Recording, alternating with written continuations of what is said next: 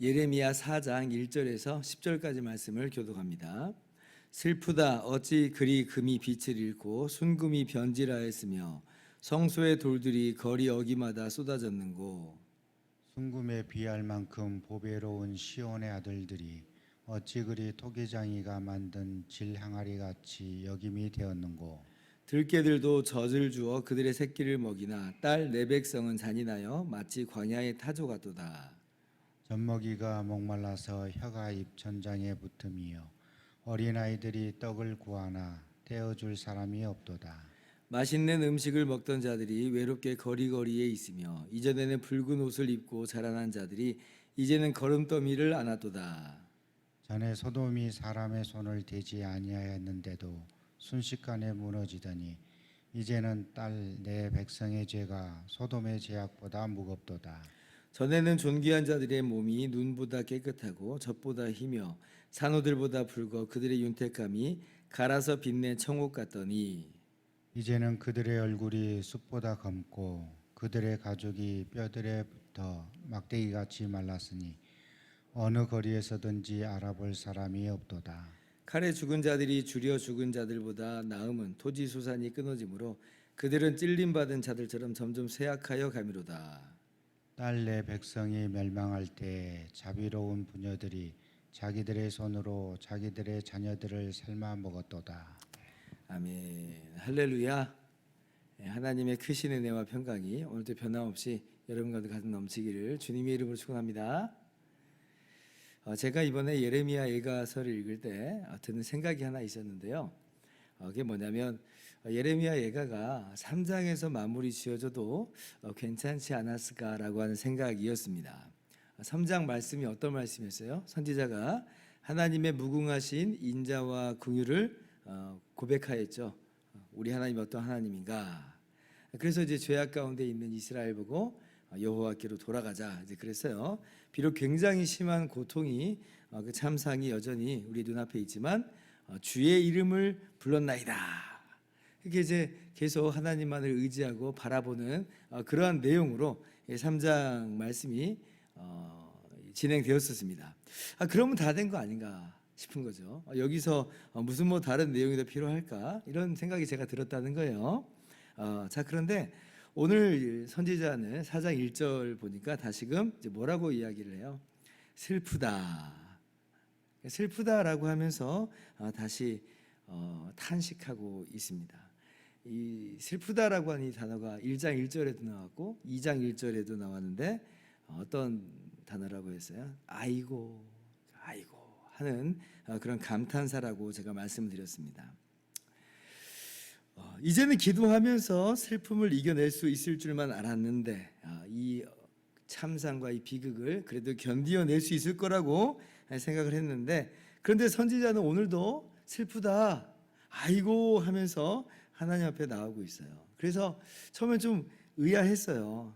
그러니까 이렇게 4장이 다시 또 이렇게 슬프다라고 하는 단어로 진행되는 것이 좀 의아했는데 그런데 이제 잠잠하게 생각을 해보니까 그럴 수도 있을 것 같다라고 하는 그런 마음이 들었습니다.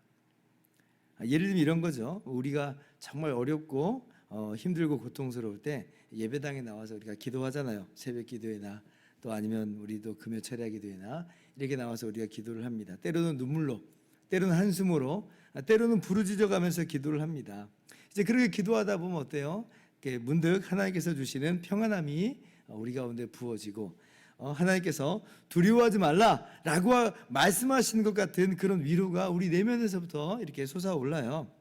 너무 감사하고 힘이 나고 그래서 용기를 우리가 그 안에서 얻어서 일어납니다.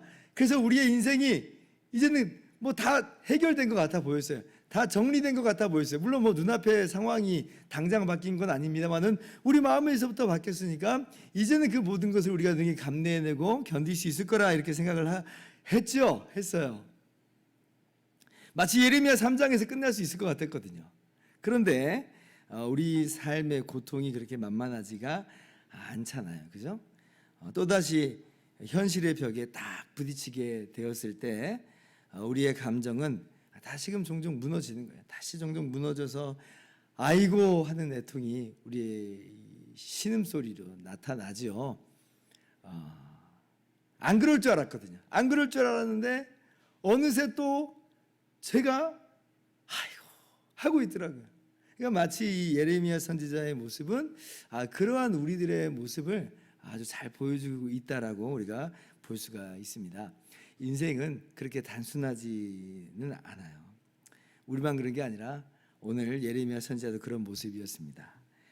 그래서 오늘 예레미야 선지자가 이야기하는 이 세 번째 아이고가 그런 의미에서 좀 특별하게 들리고 그런 의미에서 위로가 되는 게 또 사실이에요. 왜냐하면 우리가 기도를 열심히 잘하고 와서 다시금 슬프다 그래 버리잖아요.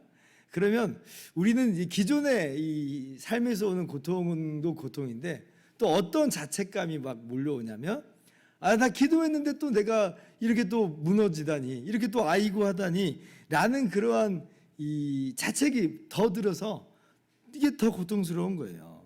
내 믿음이 이것밖에 안 됐나? 내가 이런 거 이루고 있는 걸 보니까 내가 진짜 믿음이 있는 사람이 맞는가? 라고 하는 그런 이 자책감이 막 든단 말이죠. 안 그래도 힘든데 지금 다시 한번 또 마음이 막 물같이 돼가지고 아이고 하는 내 자신의 모습이 너무 한심하게 보이고 막 그런단 말이에요.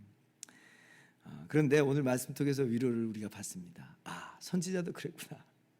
그러니까 이러한 반응이 우리의 인생 속에서 어떻게 보면 굉장히 자연스러운 그런 반응일 수 있겠구나라고 하는 것을 깨달아 알게 하시는 거죠. 그래서 여러분 오늘 이 세 번째 이 슬프다라고 하는 이 단어 이 한숨을 통해서 여러분도 그렇게 위로를 좀 받으셨으면 좋겠어요. 자, 그러면 오늘 이제 예레미야 선지자가 왜 슬프다라고 지금 이야기하는가 할 때 앞에서 다 이야기한 내용들인데 특별히 1절에는 이제 이런 표현으로 지금 고백을 하고 있죠. 금이 빛을 잃었고 순금이 변질하였으며 성소의 돌들이 거리 어기마다 쏟아졌는고. 그러니까 하나님의 영광의 임재가 있던 예루살렘 성전이 지금 파괴된 것을 선지자가 지금 이야기하고 있는 겁니다. 그걸 가지고 슬퍼하고 있는 거예요. 성소의 돌들이 다 쏟아졌다라고 하는 것은 그게 뭐예요? 다 허물어져 가지고 지금 이게 벽으로 서 있어야 되는 게 다 거리에 쏟아져 버렸다 이런 이야기잖아요. 근데 여러분 왜 이거를 이제 선지자가 금이 변질됐다 왜 이런 표현을 하냐면 사실 여러분 금은 변질될 리가 없죠. 원래 금은 변질이 안 되는 거니까 또 희귀하니까 금의 가치가 그렇게 높은 건데 이게 있을 수 없는 일이거든요. 그런데 이제 마치 있을 수 없는 일이 일어났다는 거예요. 말도 안 되는 일이 지금 일어났다는 거죠. 어떤 일이요? 세상에 성전이 파괴되다니. 하나님의 영광의 임재가 있는 그 성전이 어떻게 이렇게 파괴될 수가 있단 말인가? 라고 하는 그런 탄식이 지금 있는 것입니다. 사실 이제 이스라엘 사람들이 범죄한 이스라엘 사람들이 대단히 착각했던 그래서 아니했던 그 내용 중에 하나가 바로 이 내용이에요. 그러니까 금은 변질되지 않는다라고 하는 것처럼 성전은 무너지지 않을 거야라고 이제 생각을 이 사람들은 한 거예요.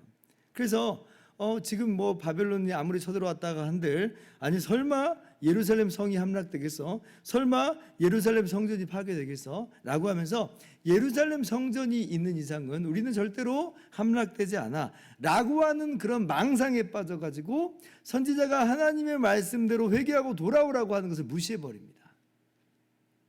그러니까 금은 변질되지 않아 뭐 이런 마음으로 이제 그렇게 하는 거죠. 근데 이제 예레미야 선지자가 하나님 말씀을 가지고 아니다라고 얘기하죠. 아니다. 하나님께서 이 예루살렘 성전마저도 하나님의 이름을 두신다 했던 예루살렘 성전마저도 다 파괴해 버리실 것이다. 이렇게 선고를 해요. 헛된 망상을 깨뜨리시는 거죠. 하나님의 진노가 얼마나 큰지를 하나님께서 당신의 성전을 기꺼이 파괴하시기까지 하나님의 진노가 얼마나 큰지를 선포하여 말씀하신 것이에요. 그런데 오늘 보세요. 정말 이스라엘 사람들은 금은 변하지 않아. 그런 마음으로 성전은 무너지지 않을 거야. 우리는 함락되지 않을 거야. 했는데 어때요? 금이 빛을 잃어버린 형국이 돼버렸어요. 순금이 변질돼 버린 그런 모습이 됐어요. 있을 수 없는, 상상할 수 없는 일이 벌어졌다. 성소가 파괴됐다. 그러니까 예레미야 선지자가 너무 슬픈 거죠. 성전이 파괴된 것도 슬프고, 그러한 헛된 망상에 빠져서 회개하지 않아 멸망받은 이스라엘 모습이 바로 이 성전의 모습과도 같이 보여서 또 그렇게 슬픈 거예요. 그래서 2절에 보니까 똑같이 금이라고 하는 그 표현을 들어서 이스라엘이 멸망한 것에 대해서 애통해하는 모습을 볼 수가 있죠. 순금에 비할 만큼 2절, 보배로운 시온의 아들들이 어찌 그리 토기장이가 만든 지랑아리 같이 여김이 되었는고.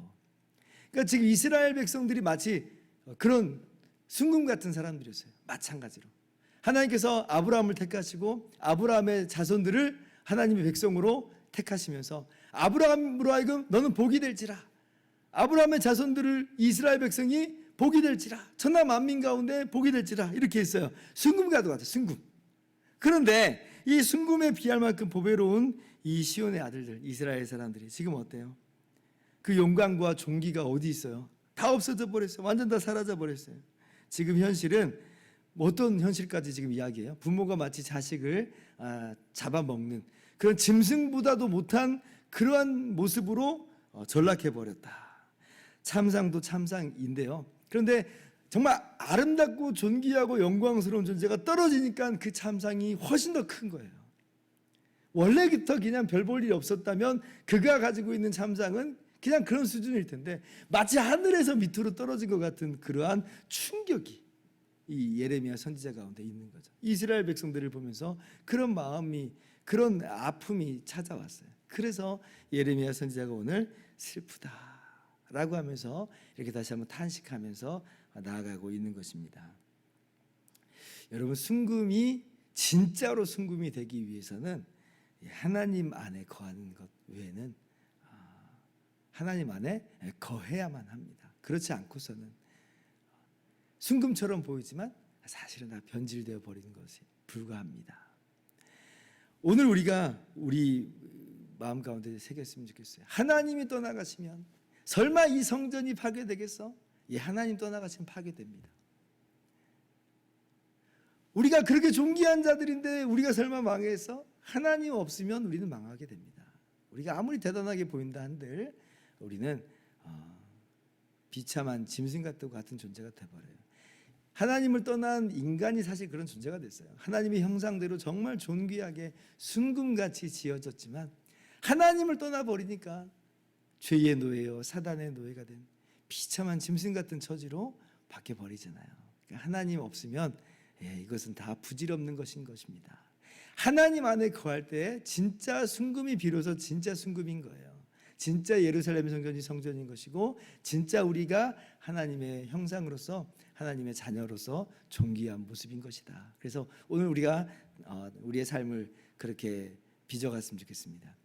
그래, 하나님 안에 거해야겠다. 하나님 안에 거하는 것이야말로 정말 순금 같은 그러한 삶이구나, 핵심이구나 라고 하면서 그렇게 정말 순금과도 같은, 정말 변하지 않는 그러한 모습으로서 살아가실 수 있기를 주님의 이름으로 축원합니다. 기도하겠습니다.